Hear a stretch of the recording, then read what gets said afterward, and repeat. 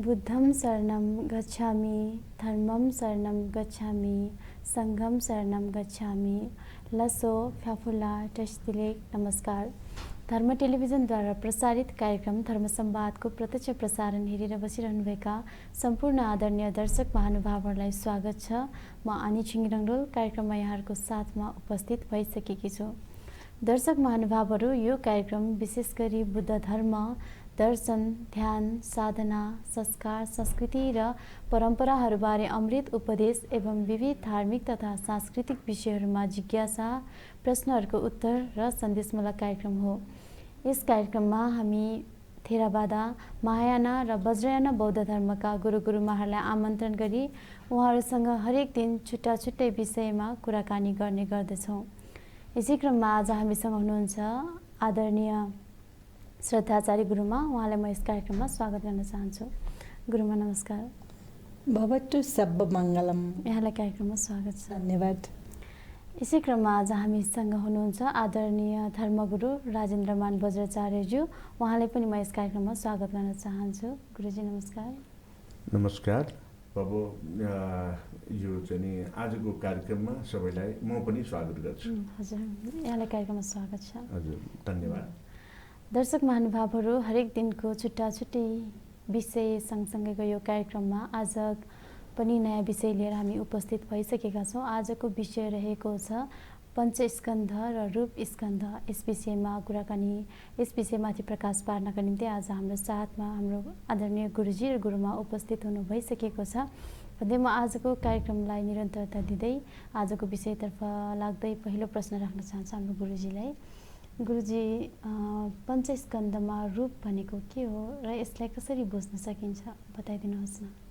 पञ्चस्कन्धमा रूप भनेपछि अब पञ्चस्कन्ध भन्ने अर्थात् हिजो कि अलिकति नदोहोऱ्याइकन त रूपमा जान पनि अप्ठ्यारो छ।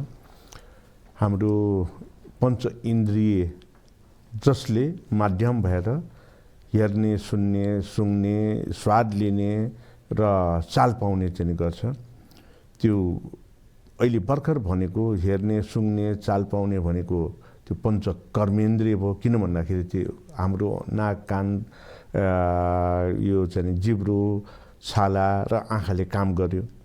जब काम गरेर त्यसको बोध हुने गर्छ, त्यो बोध हुने बेलामा यो पञ्च ज्ञानेन्द्रियको रूपमा काम गर्यो। र यसरी काम गर्ने बेलामा अब यही चाहिँ आँखा भनेको सुरुमा पञ्च इन्द्रिय हुँदाखेरि आँखा माध्यम हो भने पञ्च कर्मेन्द्रिय हुँदाखेरि आँखा चाहिँ यो कर्म अथवा काम भइदियो र ज्ञानेन्द्रिय हुँदाखेरि त्यसको चाहिँ स्वरूपमा फेरि चाहिँ यो ज्ञानको इन्द्रिय, ज्ञान प्राप्त गर्ने इन्द्रिय चाहिँ बनिदियो। त्यस कारणले पञ्च स्कन्धमा यो रूप स्कन्ध भनेपछि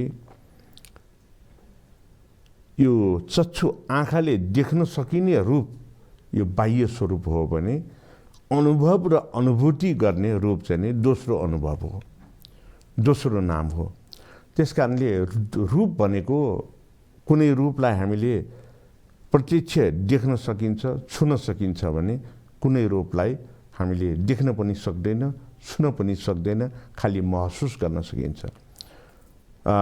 त्यस कारणले पञ्च इन्द्रिय, पञ्च स्कन्धमा यो रूप भनेको एउटा देखिने र अर्को नदेखिने चाहिँ स्वरूपमा रहने गर्दछ। जस्तै यहाँले भन्नुभयो पञ्चस्कन्धमा रूप देखिने र नदेखिने स्वरूपमा रहन्छ, यो चाहिँ कसरी रहन्छ यसबारे पनि बताइदिनुहोस्। कसरी भन्दाखेरि अहिले यहाँ चाहिँ हामी तीनजना छौँ। हाम्रो बाह्य स्वरूपमा हेऱ्यो भने भिन्नाभिन्नै रूपमा हामी देखिन्छ। अब अहिलेसम्म मलाई म घरमा हुँदाखेरि म कसैको बुवा हो भने, कसैको श्रीमान हो, कसैको चाहिँ छोरा हो, मेरो त्यो रूप नाम रूपमा फरक। यहाँ आइसकेपछि अहिले कार्यक्रम सुरु हुनासाथ धर्मगुरु भनेर सम्बोधन गर्नु, त्यो नाम रूपमा अर्को नाम रूपमा चाहिँ जोडियो। त्यस कारणले यो रूप भनेको भौतिक वस्तु अथवा देखिने गरेर चाहिँ नामाकरण हुने रूप। अहिले म धर्मगुरुको रूपमा छु, यो मानव शरीर पनि एउटा रूप नै हो र त्यो मानव शरीरको रूप यहाँ चाहिँ दर्शकहरूले मलाई चाहिँ धर्मगुरुको रूपमा देखिराख्नु भएको छ। तर त्यो देखेको चिज के हो त भन्दाखेरि एउटा मानव शरीर हो जुन चाहिँ पञ्चस्कन्धको एउटा प्रतिबिम्ब हो र एउटा अर्को के हो भन्दाखेरि यो चाहिँ पञ्चधातुको स्वरूप पनि हो। पञ्चधातु भनेपछि जल धातु, वायु धातु, आकाश धातु अनि पृथ्वी धातु र चाहिँ यसरी चाहिँ यो पञ्चधातुको स्वरूप पनि यो शरीर हो। जब हामी पञ्चधातुको स्वरूपमा यो ज्यान एउटा वायुको स्वरूप चाहिँ बोकेको यो ज्यान भइरहन्छ तबसम्म मानिस भनेर प्राणी भनेर चिनिन्छ भने जब हाम्रो शरीरबाट प्राणवायु बाहिर जान्छ त्यसपछि त्यो व्यक्ति के हुन्छ भन्दाखेरि लास बनिन्छ। कहाँ व्यक्ति प्राणी अनि वायु एउटा निस्किन साथै त्यो व्यक्ति लास। त्यस कारणले यो देखिने स्वरूपमा हामी भौतिक यो शरीर हो भने नदेखिने हिसाबले यो भनेको पञ्चधातु हो, पञ्चस्कन्ध हो, पञ्चतत्व हो। धेरै धेरै धन्यवाद यहाँलाई। अब यही प्रश्न म गुरुमालाई पनि राख्न चाहन्छु। गुरुजीले धेरै कुरा त जानकारी गराइदिनु सक्नुभएको छ, तर पनि अलिक यो विषय बुझ्न कठिन हुन्छ भनेर अघिल्लो श्रृङ्खलामा पनि हामीले कुराकानी गरेका थियौँ। त्यसैले हाम्रो दर्शक महानुभावहरूलाई अलिक बुझ्नलाई सरल होस् भनेर हजुरले पनि पञ्चस्कन्धमा रूपलाई कसरी बुझ्न सकिन्छ जानकारी गराइदिनुहोस् न। पञ्चस्कन्ध भन्न साथै एक महत्त्वपूर्ण विषय अथवा विभाग भनौँ न, अनि त्यस विषयमा धेरै कुराहरू अध्ययन गर्न सकिन्छ। जुन पञ्चस्कन्ध हामीले सुख र दुःखमा पनि लिन सकिन्छ अनि त्यस्तै नाम र रूपमा पनि लिन सकिन्छ। मुख्यतया रूपको कुरा गर्ने हो भने रूप शब्द, त्यसै गरी गन्ध, रस, अब हामीले लिँदा लिँदै धातु र धर्मसँग पनि लिन सकिन्छ। यसरी लिने कुरालाई रूपबाट लिन सकिन्छ। जस्तै गुरुजीले भन्नुभयो रूप पनि दुई प्रकारले गर्न सकिन्छ। इन्द्रिय रूपबाट देख्न सकिने, देख्न नसक्ने रूपबाट पनि हुन सकिन्छ। यसमा ध्यान रूपबाट लिए भने आनापाना ध्यान लिने बेला, आनापाना ध्यान बस्ने बेला श्वास प्रश्वासको कुरा हुन्छ। हामीले श्वास प्रश्वास तानेर लिन सकेसम्म भित्र गएको श्वास बाहिर आने, बाहिर गएको श्वास भित्र गएसम्म ऊ जीवित व्यक्ति ठहर्यो, कुनै प्रतिष्ठित व्यक्ति ठहर्यो। कुनै टिचर, कुनै बाउ, कुनै व्यापारी, कुनै धार्मिक व्यक्ति, कुनै आनी भनौँ या गुरु भन्ते, गुरुमा, गुरुजी भयो। यदि त्यसले त्यो आफैले श्वास प्रश्वास लगाइराखेको श्वास प्रश्वासमा काम दिन सकेन भने त्यो चाहिँ के हुन्छ, बाहिर गएको श्वास भित्र तान्न नसकेपछि त्यो मरेको तुल्य हुन्छ। अनि त्यो तान्दै नसकेपछि मरेको ठहरिन्छ।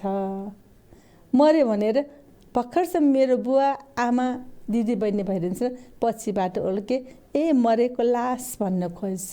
जस्तै सपोज इक्जाम्पल के भनौँ भने एकजना हजुरबुवा 80-85 वर्षको छ भने उहाँले हस्पिटल लग्यो, धेरै औषधि गर्नुभयो अनि औषधि गर्दा मेरो औषधि खुवाउँदा मेरो हजुरबुवा, मेरो बा, मेरो भनेर औषधि खुवाउनुहुन्छ।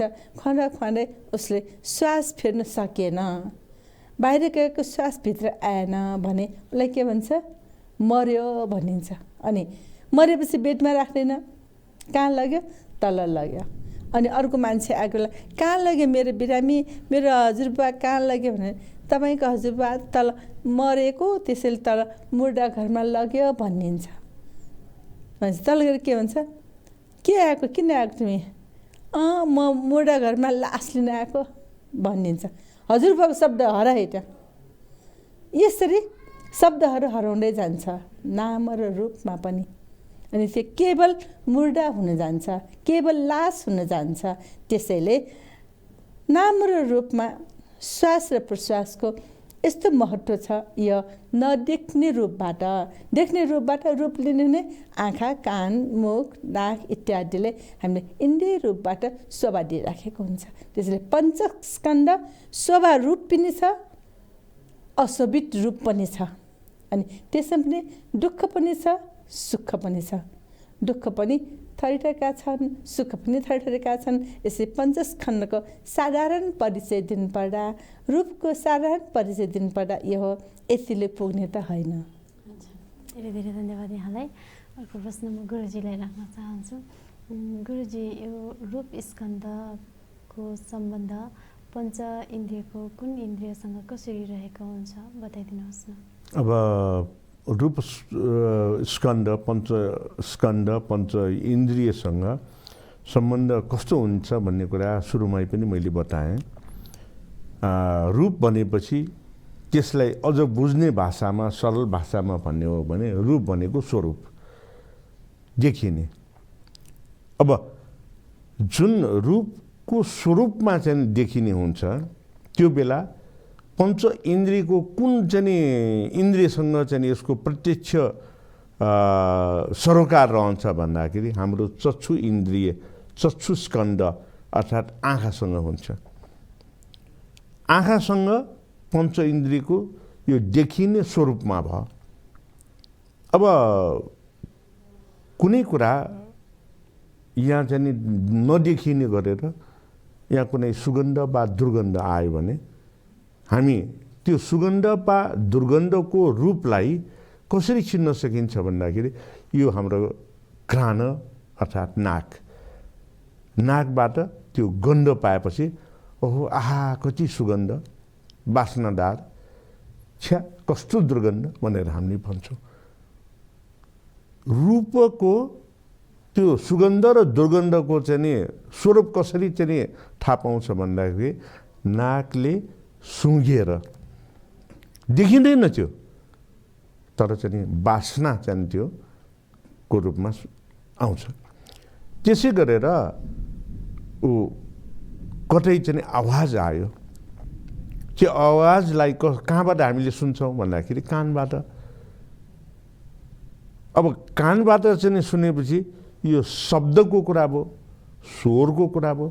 शब्द र स्वरलाई पनि हामीले देख्न सकिँदैन तर महसुस गर्न सकिन्छ। भनेपछि पञ्च इन्द्रियको कानबाट हामीले नदेखिने तर महसुस गरेर आवाज शब्दको रूपमा, आवाजको रूपमा सुनेर यो चाहिँ रूप, आवाजको रूपलाई चाहिँ हामीले स्वरूपलाई चाहिँ बुझ्न सकिन्छ। अब यसरी छोयो भने छोएको ठाउँमा त चाहिँ के पनि देखिँदैन, तर छुनासाथ महसुस कस्तो हुन्छ भन्दाखेरि ओहो कस्तो चाहिँ खस्रो, कस्तो नरम भन्ने महसुस हुन्छ। यो पनि अर्को स्वरूप हो। त्यस कारणले रूपको देखिने र नदेखिने गरेर पञ्च इन्द्रियसँग यसरी अन्तर सम्बन्ध चाहिँ यो रहेको हुन्छ भन्दाखेरि रूपको यो चाहिँ रूप, वेदना, संज्ञा जुन यिनीहरूसँग यो अन्तर सम्बन्धहरू पनि निरन्तर भइराखेको हुन्छ। हजुर, धेरै धेरै धन्यवाद यहाँलाई। अर्को प्रश्न गुरुमालाई राख्न चाहे। गुरुमा, रूपलाई विभिन्न स्वरूपमा देख्नु वा बुझ्नुको कारण के र कसरी हुन्छ बताइदिनुहोस् न।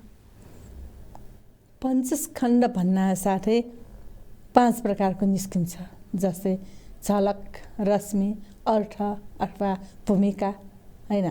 जुन 5 प्रकारमध्ये रूपस्कन्ध मुख्य हो। हामीले खोज्दाखेरि रूपस्कन्ध मुख्य, रूपस्कन्धलाई अरू वेदना स्कन्ध र संज्ञा स्कन्ध विज्ञानले पनि सहयोग गरिराखेको हुन्छ। रूपस्कन्ध भन्न साथै आउँछन् स्वरूप र देख्ने रूप र नदेख्ने रूप, होइन, आउँछन्। अनि त्यसमा हामीले कसरी थाहा पाउने? जुन देख्ने रूपमा हामीले हेर्दाखेरि पञ्चस्कन्धभित्र इन्द्रिय हुन्छ। हाम्रो शरीरलाई नै पञ्चस्कन्ध पनि भन्ने चलन छ। किनभने आयो, वायु अनि अग्नि, धातु इत्यादि जलबाट बनिराखेको हुनाले यस्तै प्रकारबाट यसमा रूप आउँछ। अनि रूपबाट बाहिरी फेसको अनुहारको रूपमा आउँछन् नाक, कान, मुख र नाक, कान, मुख र स्किनले गर्दा स्किनलाई हामीले स्पष्ट रूपमा शरीरमा लिन सकिन्छ। अनि मनको कुरा आउँछ, बल्ल पछि मनको आउँछ।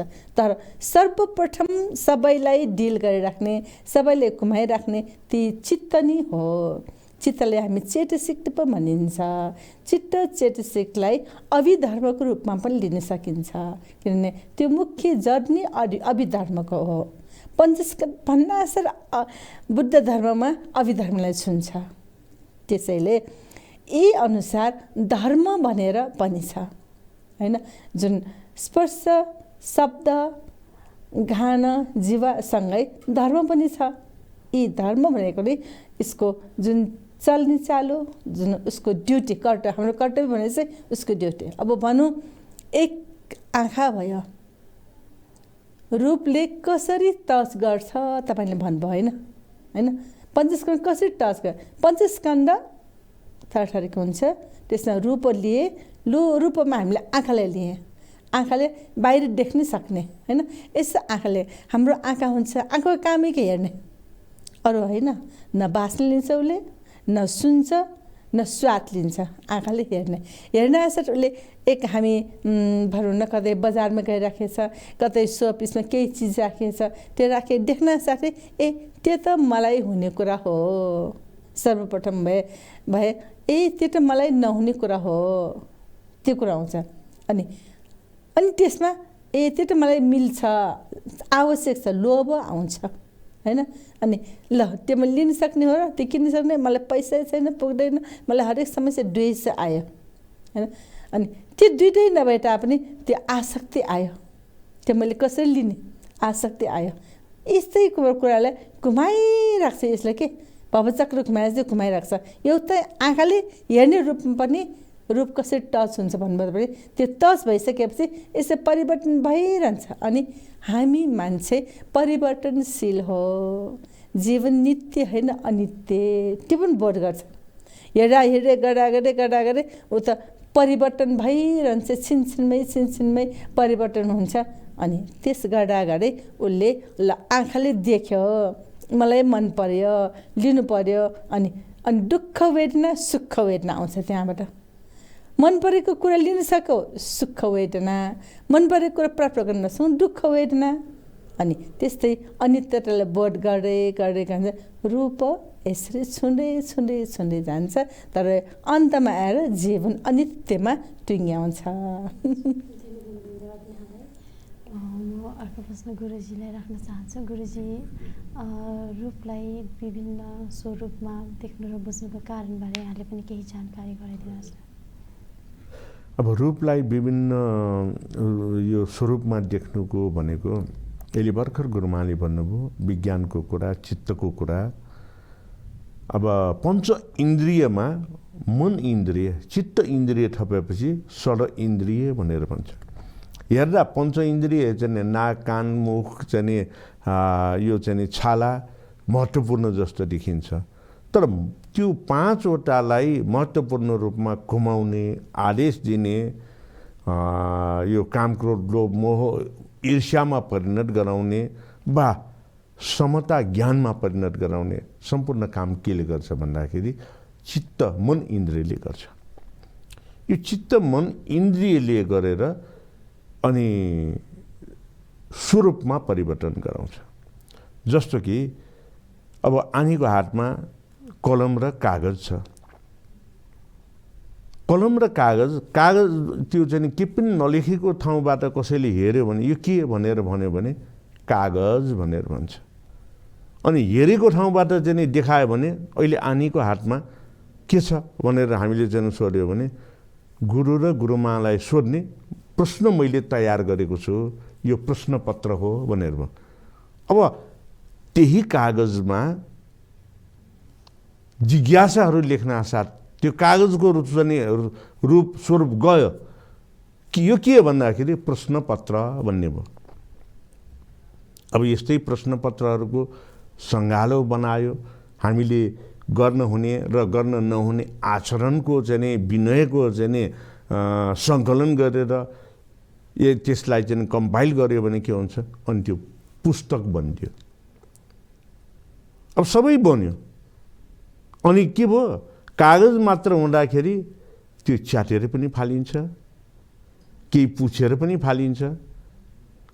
तर त्यसरी सङ्गालोको रूपमा चाहिँ नि बनाइसकेपछि यो धर्मग्रन्थ हो, यसलाई जुठो हातले छुनुहुन्न, यसलाई नाग्नुहुन्न, यसलाई ढोग्नुपर्छ, यसलाई दैनिक रूपमा पाठ गर्नुपर्छ, अभ्यास गर्नुपर्छ भनेर मान्यता पनि त्यहाँ के भयो, आकाश जमिनको फरक पर्यो। अनि हाम्रो धार्मिक मान्यता अनुसार के छ भन्दाखेरि धर्मग्रन्थहरूलाई कि माटोमा गाडिदिनुपर्छ जहाँ यो नागिँदैन, कि यसलाई शिरमाथि राख्नुपर्छ, कि यसलाई कुनै चिवा चैत्यहरू मन्दिरहरू बनाउँदाखेरि त्यसको जगमा राख्नुपर्छ भनेर भन्छ। किन भन्दाखेरि धर्मग्रन्थलाई नाग्यो भने अधर्मी हुन्छ, विनयको पालना नगरेको ठहर्छ, धर्म विरोधी हुन्छ भन्ने चाहिँ नि आशयले भनेपछि यसरी यो एउटा कागजको स्वरूपमा रहेको रूपलाई त्यति महत्त्वपूर्णको ग्रन्थमा परिणत भयो भनेपछि यो सबै परिणत गर्ने, परिवर्तन गराउने कसले गर्यो त भन्दाखेरि चित्त विज्ञान, हाम्रो मनस्कन्द, चित्त स्कन्धले चाहिँ गराए। त्यस कारणले यसको सम्बन्ध भनेको नै पञ्च इन्द्रियलाई निर्देशित गराएर काम गराइसकेपछि त्यसलाई बोध गर्ने नै यो रूप र स्वरूपमा फरक हो। अब अर्को कुरा, यहाँ हामी प्रत्यक्ष रूपमा छौँ। अघि आनीले कार्यक्रम सञ्चालन गर्दाखेरि धर्मगुरु भनेर भन्नुभयो। अब मैले म भन्ने व्यक्ति देखाउनु पर्यो भने यो पूर्ण शरीरलाई चाहिँ धर्मगुरु राजेन्द्रमान बज्राचार्य। अनि धर्मगुरु कहाँ छ भनेर भन्यो भने मैले यसो छोयो भने के भयो, मैले त यहाँ नाकमा छोयो, यहाँ छोयो भने छातीमा छोयो भनेपछि त्यो धर्मगुरु कहाँ छ, राजेन्द्र भन्ने व्यक्ति कहाँ छ त भनेपछि त्यो अनभिज्ञ कहीँ पनि छैन। यसरी छोयो भने यो छाला भयो हातको, यहाँ छोयो भने नङ भयो, त्यो रूप छ त, राजेन्द्र भन्ने रूप छ त छैन। त्यस कारणले यसरी भएर पनि नभएको कुरा, नभएर पनि भएको कुरालाई बोध गर्नु नै यो अनित्यता र यसैलाई पनि एउटा शून्यता वा नैरात्मा भनेर भन्ने गर्छ। अर्को कुरा सजिलो चाहिँ हामीले पहिला के भन्ने गर्छौँ भन्दाखेरि पूर्णिमाको रात आयो भने पूर्णचन्द्रलाई दर्शन गर्नको निमित्त वा ग्रहण लाग्ने बेलामा चाहे सूर्यग्रहण होस् चाहे चन्द्रग्रहण नाङ्गो आँखाले देख्यो भने उसको आँखामा खराब आउँछ, बिग्रिन सक्छ भनेर बाटामा पानी राखेर हामीले हेर्ने गर्छौँ। त्यो बाटामा पानी राखेर हेरेको सूर्य अथवा चन्द्रमा त्यो वास्तविक सूर्य र चन्द्रमा हो त होइन, त्यो त प्रतिबिम्ब हो। वास्तविक त कहाँ छ भन्दाखेरि हाम्रो यो धरतीमा बसेर हेरेपछि आकाशमा छ। तर चन्द्रमामा बस्नेले चन्द्रमामा जानेको निमित्त, मङ्गल ग्रहमा जानेको निमित्त चन्द्रमा र मङ्गल ग्रह उनीहरूको लागि त्यो धरती हो भने आकाशमा त यो पृथ्वी पो हुन्छ उनीहरूको लागि। त्यस कारणले रूप र स्वरूप भन्ने कुरा समय, स्थान, अनुभव र अनुभूतिमा यो फरक पर्ने कुरा हो। अहिले पनि हामीलाई दर्शकवृन्दले हेरिराख्नु भएको छ, टेलिभिजनभित्र हेरिराख्नु भएको छ, मोबाइलमा एपमा हेरिराख्नु भएको छ होला। तर त्यो मोबाइल एप र टेलिभिजनमा भएको हामी तीनजना त वास्तविकता हो र होइन, त्यो त प्रतिबिम्ब मात्रै हो। त्यस कारणले यो रूप स्कन्द पञ्च इन्द्रियमा, पञ्च कर्मेन्द्रियमा, पञ्च ज्ञानेन्द्रियमा, पञ्च स्कन्दमा अनुभव र अनुभूतिबाट फरक फरक स्वरूपमा देखाउने सबैभन्दा महत्त्वपूर्ण संयन्त्र भनेकै चित्त विज्ञान हो, जसलाई हामीले चित्त स्कन्द भनेर पनि भन्न सकिन्छ। यति बेला यहाँहरू हेर्दै हुनुहुन्छ कार्यक्रम धर्म संवादको प्रत्यक्ष प्रसारणमा रूप स्कन्दको बारेमा हामी कुराकानी गरिरहेका छौँ।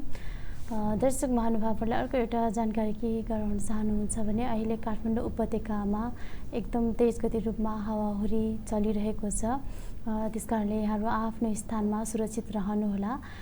बाहिर काठमाडौँ उपत्यका बाहिर पनि यस्तै मौसमको अलिक नराम्रो प्रभाव परिरहेको छ भने यहाँहरू पनि आफ्नो स्थानमा सुरक्षित रूपमा रहनुहुनका लागि म हार्दिक अनुरोध गर्न चाहन्छु भन्दै म आजको विषयलाई निरन्तरता दिँदै हाम्रो गुरुमालाई प्रश्न राख्न चाहन्छु। गुरुमा, पञ्चस्कन्धमा रूप स्कन्धको सम्बन्ध जस्तै विज्ञान, संज्ञा र संस्कारहरूमा पनि रहन्छ, बताइदिनुहोस् न। रूप स्कन्द भन्दा साथै त्यसमा आँखा, कान, नाक, जिब्रो, शब्द र धर्मसूत्र जान्छ। अनि यी भन्नु नै इन्द्रियमा छोएको हुन्छ। हुन त पञ्चस्कन्द रूपस्कन्द, वेदनास्कन्द, त्यस्तै गरी संज्ञास्कन्द र विज्ञानस्कन्द, संस्कारस्कन्द पनि सम्बन्ध छ। तर पनि रूपबाट मुख्यतया इन्द्रियमा छुन्छ। अनि इन्द्रिय भन्ना साथै हामीले बाहिर देख्ने रूपबाट धर्म भन्ना साथै बाहिर नदेख्ने रूपमा, ताकि बाहिर रूप देख्ने रूपबाट आँखाले देख्यो, नाकले सुँग्यो, कानले सुन्यो, जिब्रोले स्वाद लियो, जिउले छोयो हो, तर चित्तले काम गर्ने त्यहाँ अर्कै हुन्छ। अनि चित्तले काम गर्ने खण्डमा केवल पञ्च इन्द्रियलाई मात्र होइन, अर्को भित्री इन्द्रिय जुन रूप पनि दृश्य र अदृश्य हुन्छ, अदृश्य रूपमा पनि उसले आफ्नो अधिकार जमाइराखेको हुन्छ। चित्तले कसरी अधिकार जमाउँछ भने चित्तले चित्त र चेतसिक अनुसार हैन त्यहाँ घुमाइराखेको हुन्छ। चेतसिक भन्नाले चित्तलाई एक अभिधर्म रूपमा चेतसिकलाई पनि विभाजित गर्न सकिन्छ। यी तरिकाबाट हामीले आफ्नो चित्तलाई एकाग्रता ल्याउनु पर्ने त्यस अवस्था हुन्छ। यदि चित्तलाई एकाग्रता नल्याएको खण्डमा उसले जुन आफ्नो रूप बदलिन सकिन्छ। रूप बदलेको भन्नेको अर्थ नै सुख वेदना र दुःख वेदना हुन्छ, सुखमय चित्त र दुःखमय चित्त हुन्छ। चित्तमा पनि स्वतन्त्र साथ घुमिराखेको हुन्छ। त्यसमा जसरी शारीरिक रूपमा दुःख वेदना हुन्छ भने मानसिक रूपमा दुःख वेदना पनि दौमनिस्य भन्ने हुन्छ। अनि यी तरिकाबाट चित्तले आफ्नो काम यसरी गरिराखेको हुन्छ। अनि रूपसँग कसरी फेरि सम्बन्ध हुन्छ भन्नाले रूप त आखिर रूपै भयो, चित्त पनि चित्तै भयो। चित्तले के गर्छ, इन्द्रियको काम जुन गर्नेलाई इन्द्रियले आँखालाई निर्देशन दिइराखेको हुन्छ, तिमीले हेर, तिमीले जे मलाई भन। अनि मलाई भनिसकेपछि मैले पनि विज्ञान स्वरूप दिमागमा राख्नुपर्छ, पठाउनुपर्छ। अनि त्यो स्वरूपले आँखाले देख्न साथले कानले पनि थापिहाल्छ के आवाज आउँछ कि भनेर। अनि नाकले पनि हानिहाल्छ कि गन्ध वा सुगन्ध आउँछ कि भनेर। मुखले पनि आँखाले देख्न के खुवाउँछ कि भनेर स्वादको चाहना गर्छ। यस गरेर यो त देख्ने रूपबाट चित्तले पनि यसले कस्तो हैन दुःख वेदना सुख वेदना मन पर्ने भए, सुख वेदना मन नपर्ने भए दुःख वेदना। वेदना भन्नुको अर्थ नै अनित्यता छ, अनित्यताले बोध गर्छ। अनि आफूलाई मन परेको प्राप्त हुन सके सुख वेदना किन वेदना भयो भने त्यो सधैँभरि भइरहनु भएन नि अनित्य नै त्यो छोडेर जान्छ नि जब आफूलाई मनपर्ने कुरा पनि त्याग्नु परेपछि वेदना भयो अनि दुःख वेदना शरीरबाट आउने हो अनि शरीरबाट कसरी आउँछ कसैले हामीले चोट दियो घाइते भयो कसैले हान्यो कसैले के गरे भने हामीले त्यतिखेर बाहिरी रूपबाट चोट आएको हो तर मानसिक रूपबाट चोट आएकोलाई नै दौमनिष्य भनिन्छ जुन दौमनिष्य अनुसार नै भित्री चेतना बाहिर देखाउन नहुने दुःख पनि हुन्छ कतिपय दुःखहरू कसैले भन्न नहुने दुःख हुन्छ यस्तै कुराबाट रूप र पञ्चस्कन्धमा यसरी सम्बन्ध भइरहेको हुन्छ हजुर अर्को प्रश्न गुरुजीलाई राख्न चाहे गुरुजी यो वेदना संज्ञा संस्कार र विज्ञानसँग रूप स्कन्धको सम्बन्धबारे यहाँले पनि केही जानकारी गराइदिनुहोस् न रूप स्कन्धको वेदना संस्कार चाहिँ विज्ञानसँगको सम्बन्ध जुन गुरुमानले त भनिहाल्नुभयो अब अहिले चाहिँ तुरुन्तै घटिराखेको वातावरणलाई हामीले भन्ने हो भने हामी त स्टुडियोभित्र छौँ हामीले बाहिरको आवाज अलिअलि मात्रै सुनिराखेका छौँ बाहिर हुरी बतास निकै नै चलिराखेको छ प्रत्यक्ष रूपमा त्यहाँ देखिराख्ने र भोगिराख्नेहरूलाई त्यसले हाम्रो चेतना सञ्चेतनामा के असर गरेको छ भने पुरा डर र त्रास चाहिँ अब के हुने हो भनेर महसुस गराएको होला यो चित्त स्कन्धले चित्त मनले चाहिँ हाम्रो रूपलाई नै के त्रासको भयभीत वातावरणमा लग्यो त्यस कारणले के भन्दाखेरि हामीले जब महसुस गर्न थाल्छौँ त्यो भनेको महसुस भनेको पनि एउटा संज्ञाको चाहिँ कुरामा लिन सकिन्छ अब यो रूपस्कन्ध र पञ्चस्कन्धको सन्दर्भलाई चाहिँ हामीले जोड्ने हो भने काम क्रोध लोभ मोह ईर्ष्या त्यसलाई रिस राग द्वेष मोहले चाहिँ नि प्रभाव पारेको हुन्छ यो भनेको अघि मैले भने नि पञ्च इन्द्रियले जब काम गर्न थाल्छ कर्मेन्द्रिय भएको अवस्थामा चित्त मनले त्यो बोध गर्ने बेलामा यस्ता कुराहरू हामीले महसुस गर्छौँ यो सम्बन्ध अन्तर सम्बन्ध भइदिन्छ यो अन्तर सम्बन्धको महसुसले गर्दाखेरि अनि जुन चाहिँ राम्रो र नराम्रोको महसुस हुन्छ अब राम्रो र नराम्रोको महसुस गर्नको निमित्त हामीले बुद्ध हुनुभन्दा पहिले 6 वर्षसम्म ध्यान गरेको कुरालाई पनि हामीले लिन सकिन्छ त्यहाँ भौतिक रूपमा बुद्धलाई मारले धेरै नै सताए अभौतिक रूपमा भन्ने हो भने त्यहाँ अनेक डर त्रासका स्वरहरू आए तर पनि बुद्धले के गर्नुभयो एउटा स्थिरताको अनुभव र अनुभूतिले उहाँले एउटा प्रणिधान गर्नुभएको कारणले होइन म सत्यको खोजी गरेर पत्ता नलगाइकन म यो अधिष्ठान समाधिबाट म उठ्दिनँ पत्ता लगाएरै छोड्छु भनेर ध्यान गर्नुभयो तब न उहाँको चाहिँ त्यो बुद्धत्व प्राप्ति सफल भयो नि त्यस कारणले यसरी रूपस्कन्ध पञ्चस्कन्ध र पञ्च इन्द्रियको कुरालाई चाहिँ हामीले भन्ने बेलामा यहाँ एउटा प्रणिधान अधिष्ठानको महत्त्व हुन्छ जसलाई चित्त चेतनाले हामीलाई चाहिँ नि यो बसमा ल्याउनको निमित्त मद्दत गरिराखेको हुन्छ र चित्त चेतनाले यो बसमा ल्याउन लागि चाहिँ मद्दत गर्ने बेलामा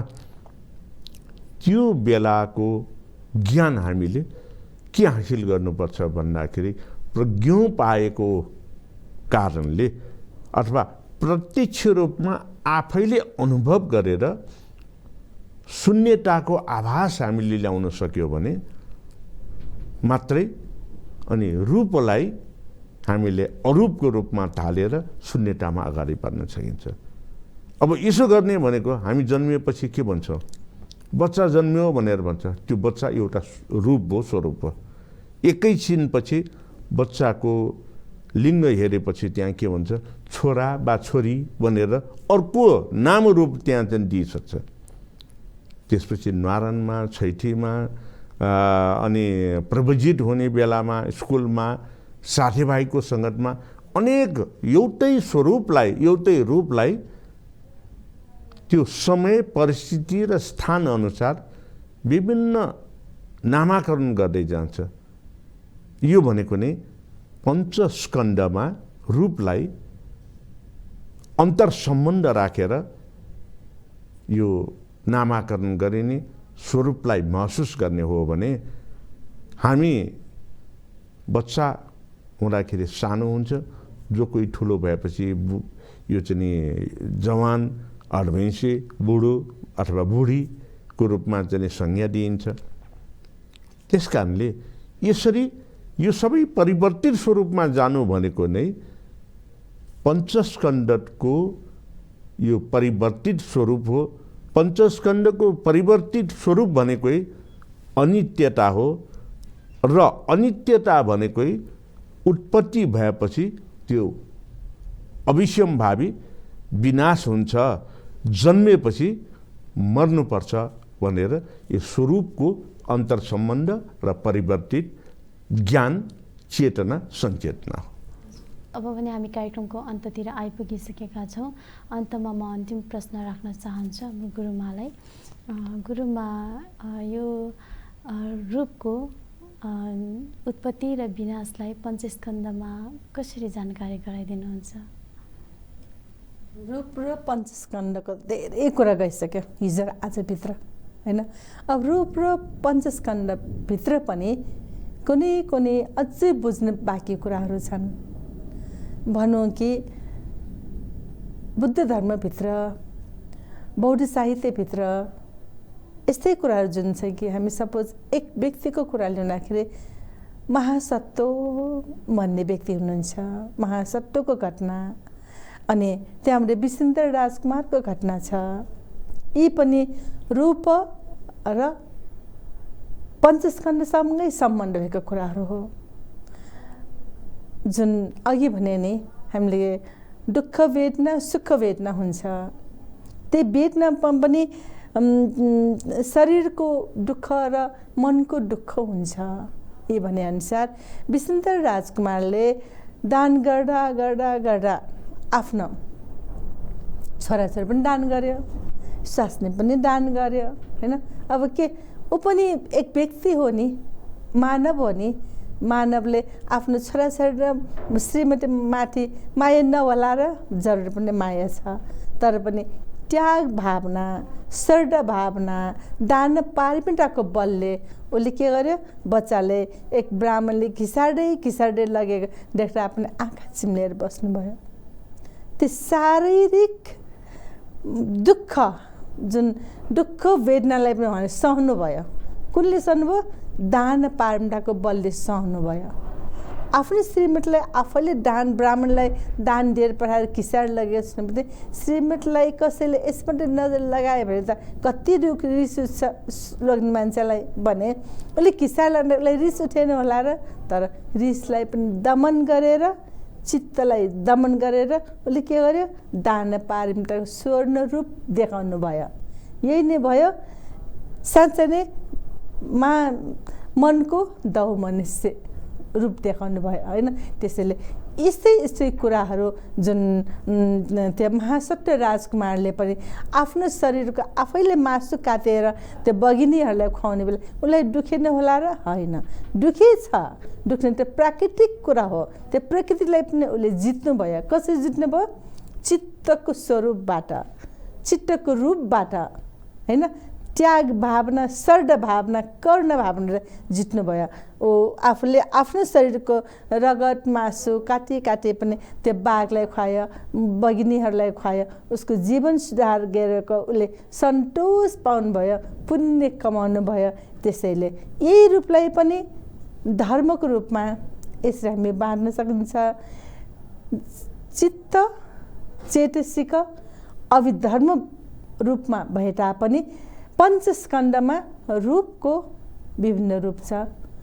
रूप स्कन्धमा विभिन्न वेदनाहरू छन्, जुन वेदना देख्ने रूपमा नदेख्ने रूपमा सुख वेदना दुःख वेदना छ।